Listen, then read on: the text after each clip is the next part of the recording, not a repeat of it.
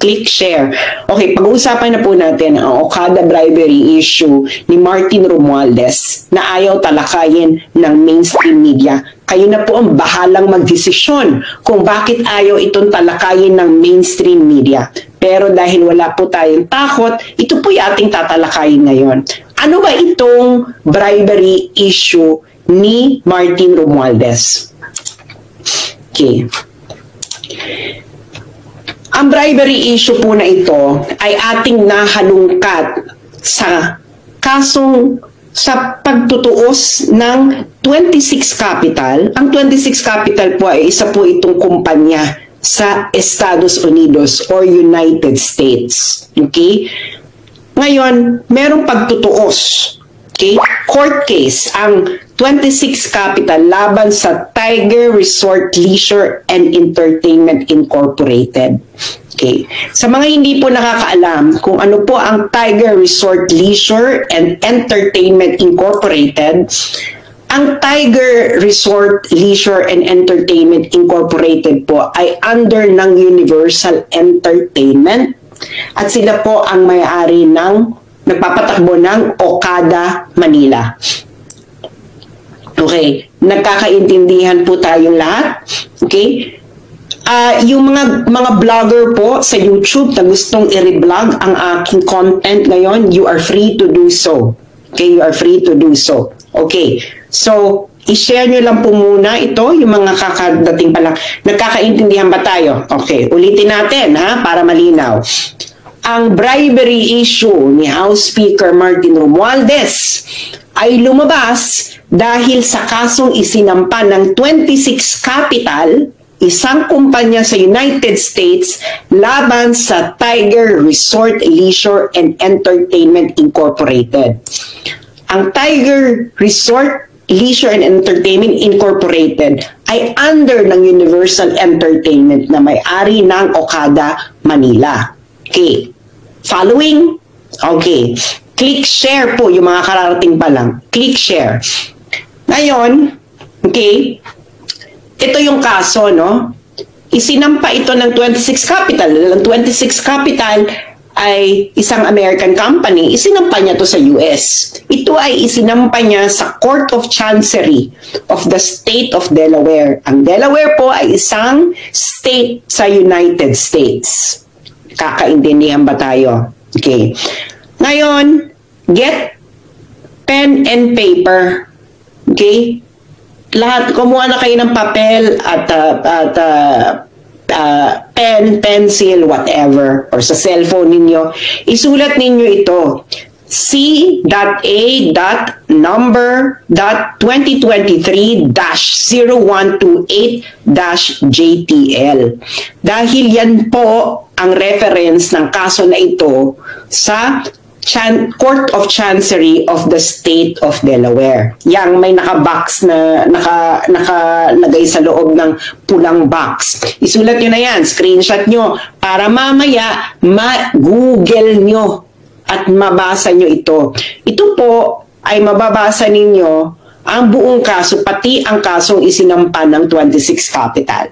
Okay. Are you following me, guys? Okay? Sabihin nyo lang sa akin kung hindi nyo maintindihan na dahil tatagalogin ko ang lahat at ito ipapaliwanag ko sa isang payak na pag-e-eksplika para ang bawat isang Pilipino, mapamasa man, mapa-elitista man, mapa-intellectual man o mapatambay ay maintindihan ito ng buong-buo. Kaya i-share nyo na ito. Okay. Ngayon, ano ang gusto ng 26 Capital na isang American company mula sa Tiger Resort Leisure and Entertainment Incorporated sa isinampa nitong kaso sa Court of Chancery State of Delaware? Ang gusto ng 26 Capital ay ang tinatawag na specific performance of closing the Special Purpose Acquisition Company, ang tinatawag na SCAP, sa pagitan ng 26 Capital at ng Tiger. Okay. Ang storya po kasi niyan, ang 26 Capital at ang Tiger dapat ay magkakaroon ng merger. Okay? Yan lamang ang pinakamadali nating pag-usapan. Medyo complicated ito, Pero itanong niyo po ito sa may alam po sa corporate law sa United States kung anong ibig sabihin ng SPAC or kahit sinong mga abogado na kakilala nyo para ito ay mas lalo nyo maintindihan. Pero yan po ang pinakapayak na ating explanation right now. Ngayon, marahil ay nagtatanong ang karamihan sa inyo, hindi ba? Ang tanong ninyo ngayon, lahat, siguro ito ay logical na tanong, ano kinalaman dito ni House Speaker Martin Romualdez? Mga kararating lang, please click share dahil mahalaga itong malaman ng bawat isang Pilipino dahil ito ay isang isyong pinagtatakpan ng bawat isang congressman, bawat isang senador at bawat isang mainstream media. So ito ang tanong, anong kinalaman dito ni House Speaker Martin Romualdez? Siyempre, di ba? Anong kinalaman niya dyan? Hindi ba? Ito po kasi ang kinalaman bakit nadawit dito si Martin Romualdez.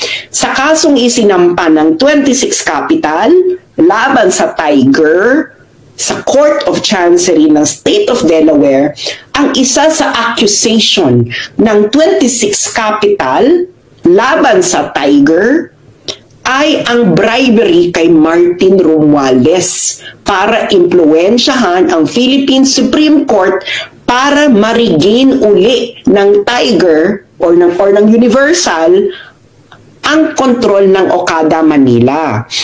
Okay? Yang storya ng labanan ng kontrol ng Okada Manila, i-google nyo na lang yan dahil yan ay laban ng matandang Okada, ng Okada family. Okay? So, para dito lang, doon lang muna tayo ilimitahan. Okay? Kinailang ang accusation ng 26 Capital, ang Tiger at Universal Entertainment, okay, ay nag-bribery kay Martin Romualdez para impluwensyahan ang Philippine Supreme Court para makuha ng isang Okada faction uli ang kontrol ng Okada Manila. Naintindihan nyo? Ngayon, bakit ito ngayon ipinasok ng 26 Capital na issue? Kasi ang gawain na ito ay tinatawag sa Amerika na breach of ordinary course covenant. Ibig sabihin po ng breach of ordinary course covenant, ito ay labag sa practice, industry practice. Okay, sa Amerika. Ang bribery po ay labag. Okay, labag sa batas ng Amerika, kaya ito ay matatawag na breach of ordinary course covenant. Naintindihan niya na. Okay? Kaya dito napasok si Martin. Okay. At itong specific accusation na ito ng 26 Capital laban sa Tiger ay nabalita sa Japan Times noong August 1, 2023. Ito, Japanese firm accused of improper influence over Manila Casino. Japan Times po yan nagbalita.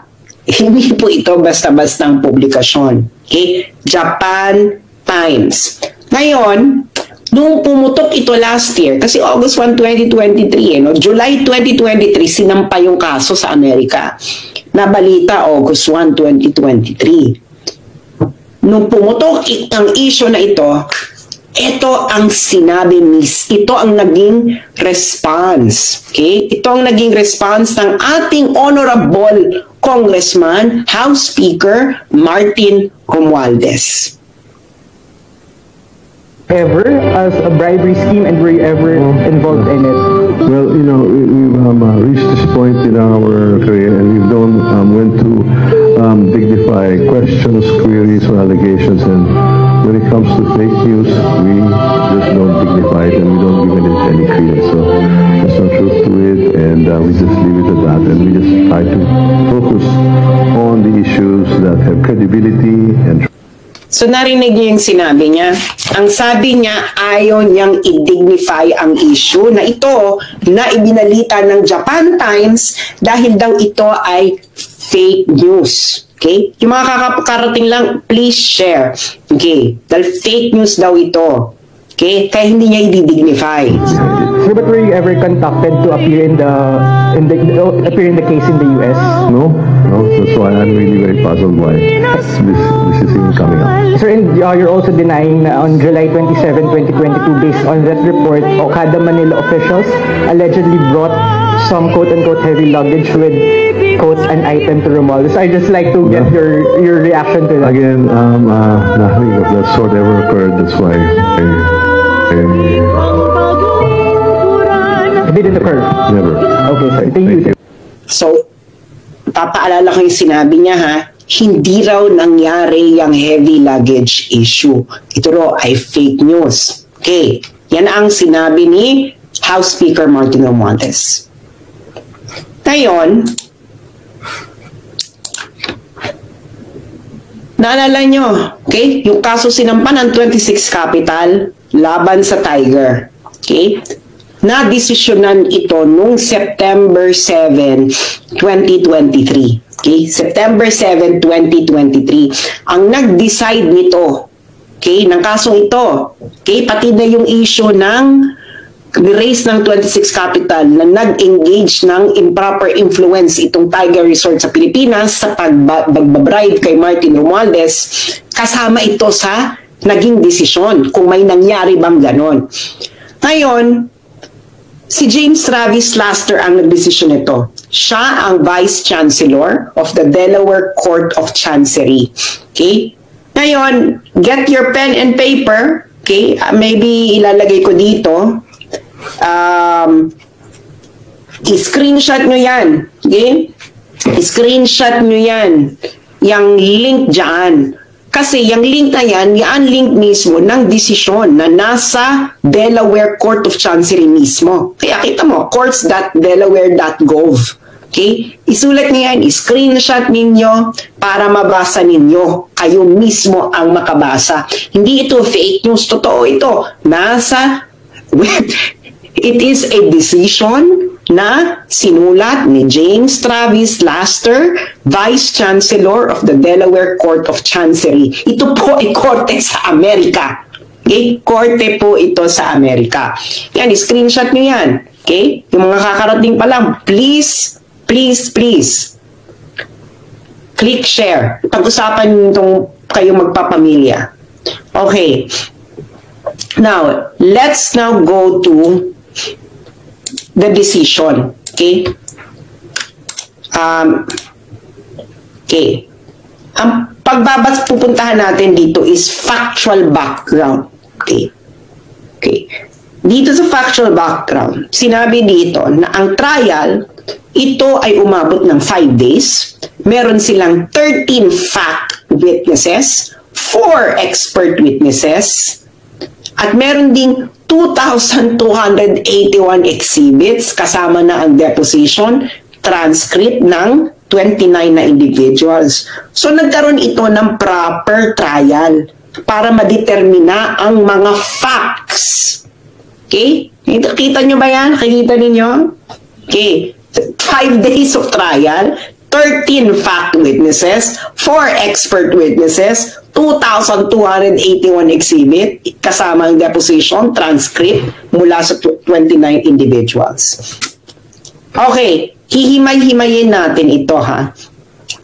Kaya itong si Martin Romualdez, mali siya na sinasabi niyang fake news ito. Dahil ito ay factual background nung kaso na isinampan ng 26 Capital laban sa Tiger. Okay? At itong factual background na ito ay dinetermine ng isang huwes sa Amerika na si James Travis Laster na Vice Chancellor ng Delaware Court of Chancery. Okay. So, ang relevant dito kay Romualdez ay yung page 36. Page 36 nung desisyon ni Laster. At ang title nung part na yon ay yung The Dodgy Bargain. So, himayin natin to paragraph by paragraph. Okay. So, makikita nyo dyan, no? Ewan ko kung malinaw sa inyo yung link nung kaso. Basta, ulitin natin para mas screenshot ninyo, masulat nyo sa papel. Okay? Ayan. So, para masulat ninyo sa papel at kayo mismo ang pumunta sa korte mismo ng Delaware Court of Chancery para kayo na mismo kapag-download. At ang relevant kay Romualdez dito ay page 36. Okay, page 36. Okay. Okay, hihimay-himayin natin ngayon itong factual determination. Pupunta tayo paragraph by paragraph. Okay.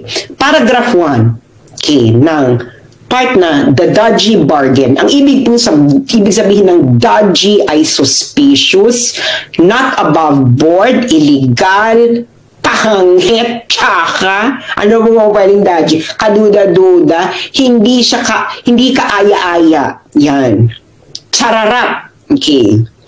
Okay, ito yung paragraph 1. Sabi sa paragraph 1, itong Universal at yung Tiger, okay, they attempted na makuha uli ang control ng Okada, Manila through a judicial process. Okay? Ngayon, yung Tiger, nag-file na sila ng motion for reconsideration sa Supreme Court. Okay? Kaso nga, nagkaroon ng takeover na yung matandang Okada. Okay. Ngayon, yung pagkatapos ng takeover, yung Tiger, nag-file sila ng supplement noong June 9, 2022 sa Philippine Supreme Court. Yung Philippine Supreme Court, deadma, hindi sila nag-respond doon sa isinampang motion ng Tiger. Ngayon, ito ay paragraphs 2 and 3. Ngayon, nung June 3, 2022. Okay? Again, ito ay facts. Facts. Okay? Na dinitermina ni James Travis Laster, Vice Chancellor of the Delaware Court of Chancery, sa isang hearing, totoong trial, hindi ito kangaroo court, katulad sa Philippine Congress. Noong June 3, 2022, si Michelle Lazaro, okay, ay nag-suggest ng isang alternative sa judicial process. Okay? Si Lazaro ay director ng Tiger at corporate secretary rin siya ng Tiger. Okay? Yung isang director din ng Tiger na si James Lorenzana, kasabwat ni Lazaro, ay pareho daw nasa elite circles ng Pilipinas. Ngayon, itong si Lazaro, si si Michelle Lazaro, nag-email siya kay Asano, Takeuchi, at isa pang Universal Director. In-explain ni Michelle Lazaro sa mga Hapon na ito, okay, na siya, si Michelle Lazaro at si James Lorenzana ay may isang relasyon sa isang common friend na isa daw key figure sa Philippine politics na tumulong na rin daw dati sa Universal. Okay? At ito raw ang best option ng Universal para makuha uli ang kontrol ng Okada. Okay. Yung batang Okada yan. Okay. Ngayon, ang sabi ni Michelle Lazaro sa email, the key person, our common friend, feels that my involvement moving forward is indispensable, such that he was reluctant to provide further assistance or to pursue any potential partnership unless her concerns were addressed. So, ang sabi ni Michelle Lazaro, kailangan si Michelle Lazaro sa deal na ito. So, ang ibig sabihin niya kung anong kailangan involve si Michelle Lazaro. Yan ang sinabi daw sa kanya ni Martin Romualdez. Anong evidence ang nakuha nila dito? Yung email mismo ni Michelle Lazaro. Okay? Kasi sa Amerika po, meron pong tinatawag na discovery proceedings. Okay? Ibig sabihin ng discovery proceedings, lahat ng evidence na kailangan mo sa kalaban mo ay pwede mo makuha, emails, text, etc. Kaya nakita nyo yung ni Amber Heard saka ni Johnny Depp, may discovery proceedings yun. Kaya nga, di ba, ang daming evidences na alam nila pareho. Kasi yun, saka may nakita pa, di ba, may mga lumabas pa mga text messages si Johnny Depp, si Amber Heard, ayun ay nakuha through discovery proceedings. Okay. Ngayon, ang sabi ni Michelle Lazaro, ang common friend daw na yon, okay, ay si Martin Romualdez, Speaker of the House for the Philippines. Ito ang sinulat mismo ni James Travis, Vice Chancellor ng Delaware Court of Chancery. Ang common friend daw ay si Martin Romualdez, na Speaker of the House for the Philippines, nephew by blood ni Philippine First Lady Imelda Marcos, nephew by marriage ni former Philippine President Ferdinand Marcos, pinsan ni Philippine Senator Amy Marcos, at pinsan din ni Ferdinand Bongbong Marcos. Okay? Yung JX674 na yan, evidence yan. Okay? Yan ang source ng evidence na nakita ni James Travis Laster. Kaya nga pag pumunta tayo sa Delaware at pinakuha natin ang buong kopya ng buong kaso, makikita natin lahat. Pero dito muna tayo mag-focus sa desisyon. Okay.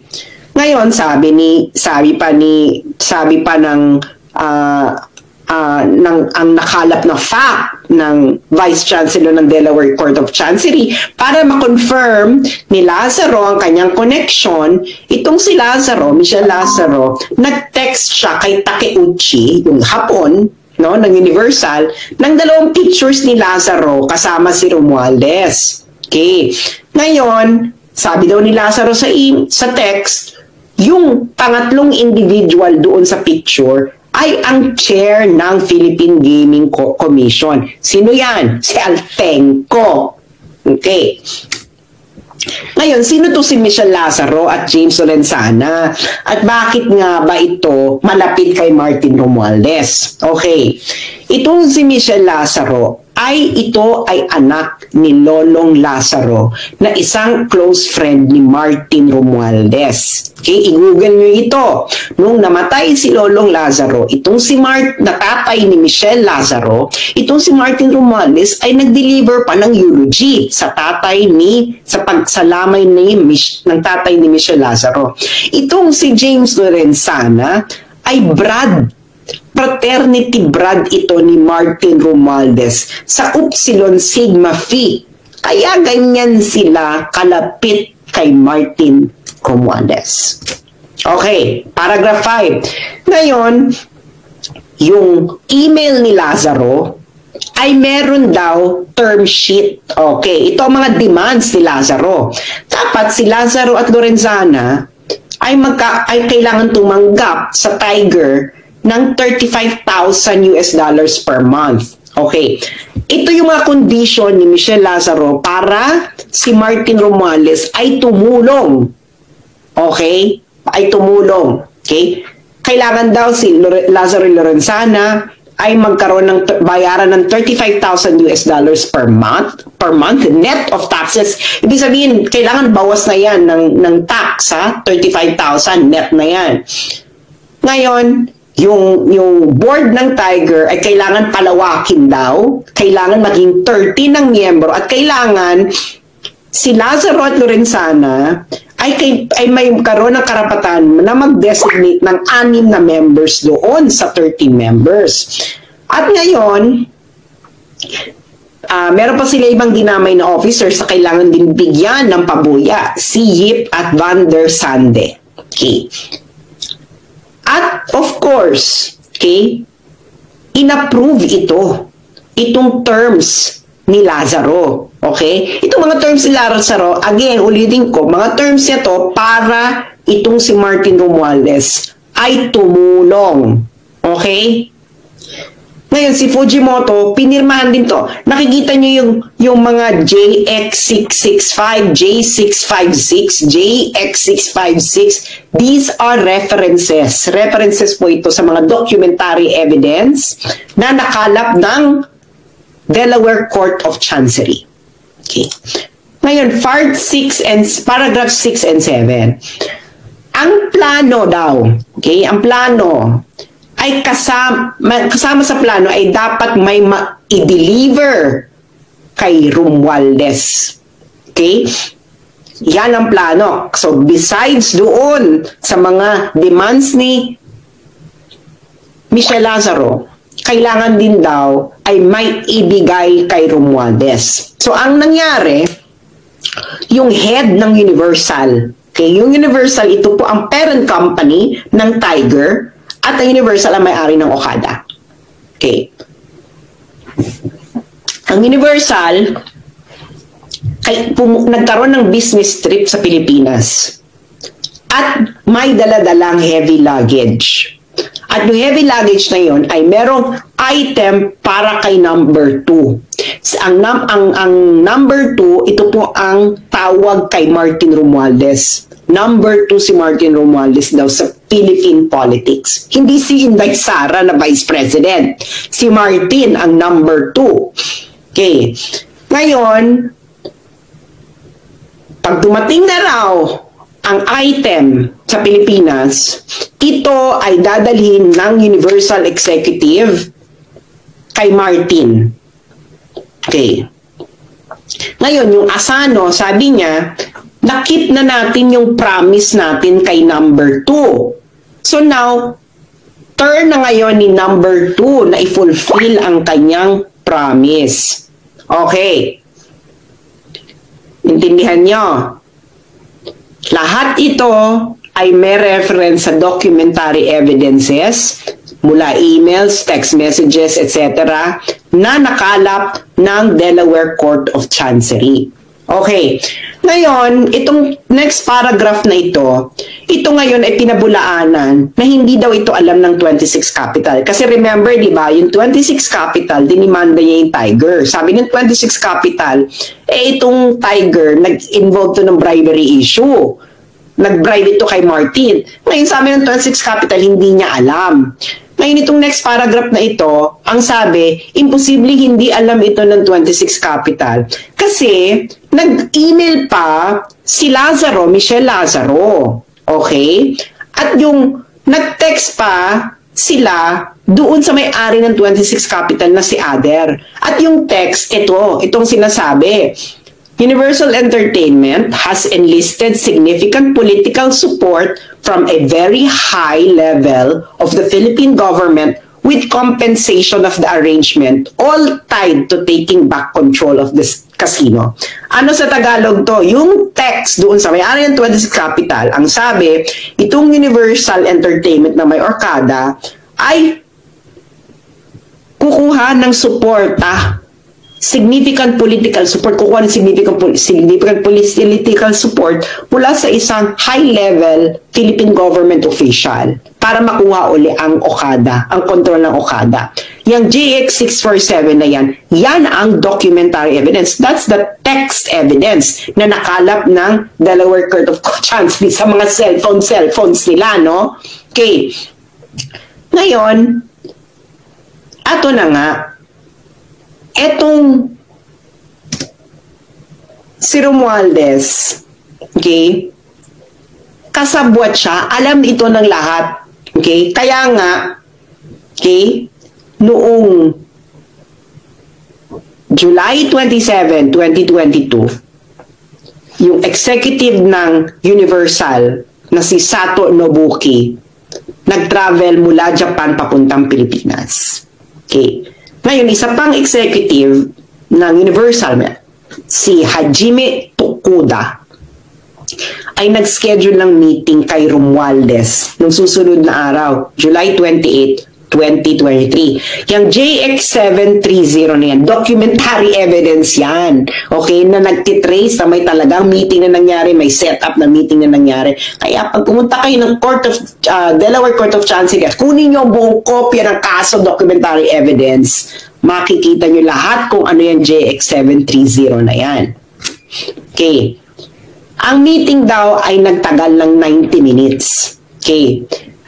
At ito pa, si Romualdez, before siya pumunta ng meeting, nanggaling pa daw ito sa pag-i-inspect ng earthquake disaster area sa Luzon. Noong July, yung araw na yan, totoo, si Romualdez I think nasa Northern Luzon. May earthquake yan, di ba? I think he was maybe in Abra or Ilocos, somewhere in the north, nandun siya, nag-i-inspect. So pagtapos na mag-inspect, pumunta ngayon siya dito para i-meet niya itong mga Hapon para kunin niya ang kanyang heavy luggage. Okay. Ngayon, so, ginawa ng Universal Executives, may binigay silang letter kay Romualdez. Ang sabi ng mga Hapon kay Romualdez, it would be a huge problem if the ruling by the Supreme Court was prolonged any longer. Sabi nila, magkakaroon daw ng problema pag pinahaba, pag tumagal pa ang pag-issue ng ruling ng Supreme Court. At ang sabi ng mga Hapon kay Romualdez, okay, gusto daw nila ng favor para sa mas maagang resolusyon ng Supreme Court. Okay. So ano daw ginawa ni Romualdez? Okay? Then and there made ex parte calls and sent a text to several members of the Philippine Supreme Court, including its chairman. Sa Tagalog, kamiting ni Romualdez yung mga Hapon. Binigyan ng heavy luggage. Ito ang favor na gusto namin. Ang ginawa ni Martin Romualdez, tinawagan niya ang mga justices ng Supreme Court. Pati na raw ang chairman. So, sino ba ang Supreme Court Justice ng panahon na yan? July 2022. Magsalita ka dahil factual determination to ng korte sa Amerika. Ngayon,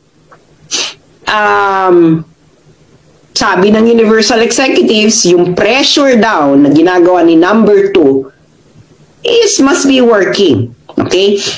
Ngayon, ine-expect nila yung intervention ni Romualdez mag-i-end ng takeover ng matandang Okada. Okay? So, in-execute nila yung merger with 26 Capital, etc. Hindi na ito importante dahil hindi ito kasama si Martin sa issue ng merger. Okay. Sabi ni James Travis Laster, no one addressed the legality of this type of arrangement in the Philippines kasi illegal to sa Amerika. Okay? Naintindihan niyo yung sinabi ng judge sa Amerika? Walang nag-address kung ito ba ay legal sa Pilipinas. Malamang illegal sa Pilipinas, hindi ba? Pero itong si Lazaro at Lorenzana, nakabarkada ni Martin Romualdez, ay nag-broker ng dodgy bargain. Ibig sabihin ng dodgy bargain, illegal na bargain. Okay? Na kung saan, in-offer nila sa Tiger, sa may-ari ng Okada, na mag-i-intervene si Martin Romualdez. Basta si Lazaro at Lorenzana ay bibigyan ng increased control ng Tiger, babayaran ng 35,000 per month, magkakaroon ng may papasok silang mga tao sa Tiger Corporation, at ang pinakahuli ay dapat may ibigay kay Romualdez. Uulitin ko, ito ay factual determination na ginawa ni James Travis Laster, Vice Chancellor of the Delaware Court of Chancery. Ngayon, eto na ang maganda.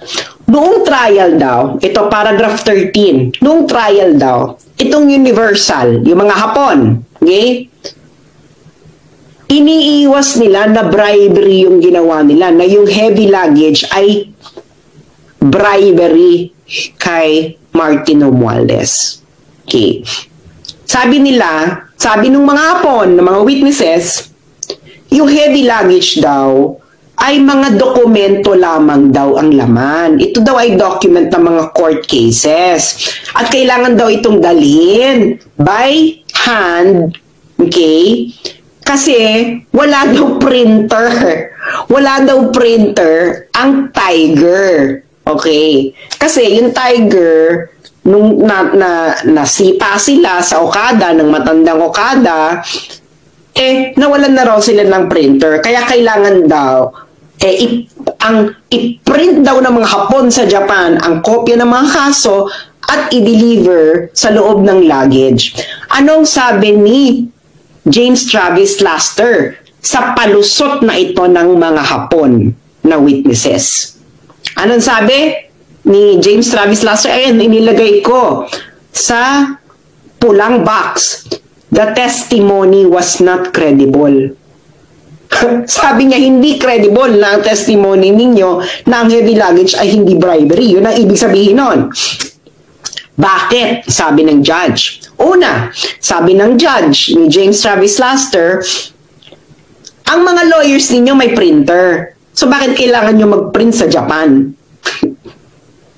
Number one. Second reason ng judge, ang Philippine law naman, pinipermit ang electronic versions ng mga kaso. So bakit kailangan nilang i-print, di ba? Pwede naman ang electronic version sa under Philippine law. Pangatlo, nag-file na raw ang Universal ng mga documents, okay, para sa lawsuit. So bakit pa kailangan nyo mag-print? Ikaapat, ngayon, bakit ang senior executive ng Universal ang kailangan magdala ng mga printed documents papunta dito kay Romualdez? Meron naman kayong courier. Ikalima, sabi ng judge, yung mga emails ninyo sa Universal, ang sabi ninyo, yung daladala ninyo ay item. Ito ay napaka-weird na word para sa documents. Actually, yung mga emails daw Universal, punong-puno daw ito ng mga codes katulad ng heavy luggage. Si Martin Romualdez ang tawag number 2. Okay? Bakit kailangan nyo magkaroon ng maraming katsakahan na iba't ibang words para lang sa court documents? Kung court documents talaga yan. At ito ang pinaka sinabi ng judge. Noong minute ng Universal Executives, ng mga Hapon, si Romualdez, ipinakita nila nga ang letters ng 26 Capital at isang pang kumpanya tungkol sa deal. Pero ang mga letters naman yun ay hindi mabigat. Kaya, itong si James Travis Laster, ang kanyang factual determination, ang heavy luggage na yan, ay part ng dodgy bargain. Sa madaling salita, ito ay bribery. Gusto ko lang sabihin mga kababayan, na sa trial na ito, hindi nag-deny ang mga Hapon na minit nila si Martin Romualdez noong July 2022 at meron silang dalang heavy luggage. Nagpalusot nga lamang ang mga Hapon na ito sa judge sa Amerika na ito hindi bribery, pero hindi naniwala dito ang judge sa Amerika. Kaya mga kababayan, nakakalungkot ito. Sangkot dito ang Korte Suprema, sangkot dito ang House Speaker ng Pilipinas, at of course, ang Presidente ng Pilipinas, yung pinsan mo, tinotolerate mong ganito. Ito ba ang bagong Pilipinas, Bongbong Marcos?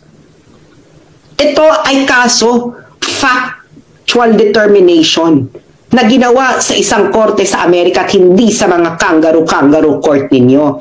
At ito ang pinaka nakakalungkot na sinabi ng judge sa Amerika na si James Travis Laster.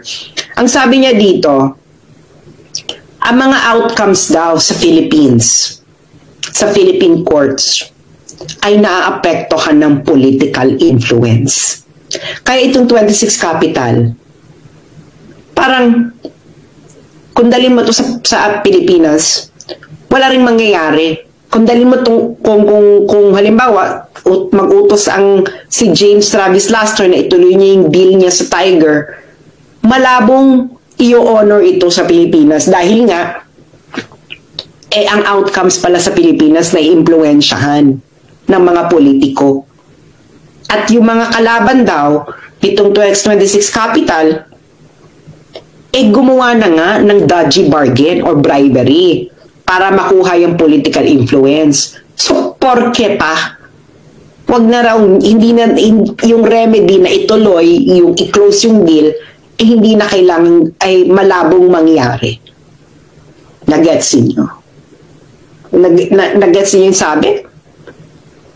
Ang outcomes sa Philippine legal courts ay na-impluwensyahan ng mga politiko. Supreme Court, hindi ba kayo nahihiya? Comment, ito ang observation mula sa factual determination ng isang judge sa Amerika. Hindi nyo pa ito ina-address. Pinag-uusapan na ito ng mga sikat na abogado, mga law firms sa Amerika dahil nga napaka-bizarre daw ng mga facts dito. Lalo na itong involvement na ito ni number 2, ni House Speaker Martin Romualdez. So ang tanong ko mga kababayan, sino ngayon ang fake news sa bribery issue? Ang laway ni Romualdez o ang factual determination ni James Travis Laster na Vice Chancellor of the Delaware Court of Chancery? Sino? Sino ang fake news? Si Martin o yung judge sa Amerika? Ngayon, mga kababayan, bakit sa tingin nyo ayaw itong pag-usapan ng mainstream media? Bakit yung mga senador-senador na malilinis sa katulad ni Risa Ontiveros ayaw nyo itong pag-usapan? Bakit si Trillanes ayaw itong pag-usapan? Bakit ayaw nila itong pag-usapan? Isa itong fact na na-establish sa isang kaso sa Amerika. Ayan, makikita nyo dyan ang link. I-screenshot ninyo. Puntahan nyo yan sa Google. I-search ninyo yung link. Puntahan nyo yan. I-type nyo sa search bar. Yan. I-screenshot nyo yan. Pumunta kayo ng page 36 ng decision para mabasa ninyo ang ating diniscuss ngayong gabi dito. So, mga kababayan, please lang pag-usapan ninyo ito. Ito ba ay tama? Kakaumpisa mo pa lang ni Martin Romualdez umupo. Ang ginawa niya na ginamit niya ang kanyang pwesto para siya ay magpayaman. This is plunder. Kakaumpisa mo pa lang, Martin Romualdez. Nag-commit ka na ng plunder. July. My God, hindi pa umiinit yung titi mo dyan sa Kongreso. Ginamit mo na yung posisyon mo para sa corruption. Ang sama ng ugali mo. Tang-ina ninyong mga Marcoses at Romualdez. Ang dapat sa inyo ay dapat gawin sa inyo ng mga Pilipino ang hindi nila nagawa nung EDSA 1.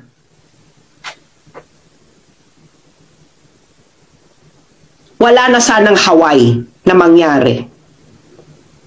Kung papalarin ang mga Pilipino na maglakas sila ng loob para masipa uli kayong mga magnanakaw na mga Marcoses at Romualdez. Napaka-corrupt ninyo.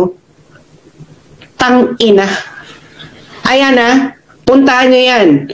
I-screenshot nyo yung link na yan. I-search ninyo yan. Puntahan nyo yung page 36. Tanungin ninyo mga sarili ninyo, bakit tahimik ang Catholic Church tungkol dito? Bakit tahimik ang mga elite na schools, Ateneo, UST, Lasal? Kasabwat na ba kayo ng mga pagnanakaw ng mga Marcos at Romualdez? Mga mainstream media, ba't tahimik kayo? Fact ito eh. Determined by a US judge na nagkaroon ng trial, nagkaroon ng evidence, ng mga documentary evidences. Ayun lang po, maraming salamat mga kababayan. At sana, screenshot niyo yan, basahin niyo yan, page 30, pag-usapan niyo ito, i-share niyo itong video na ito, puntahan niyo yung desisyon na yan sa korte mismo ng Delaware. Maraming salamat po at magandang gabi.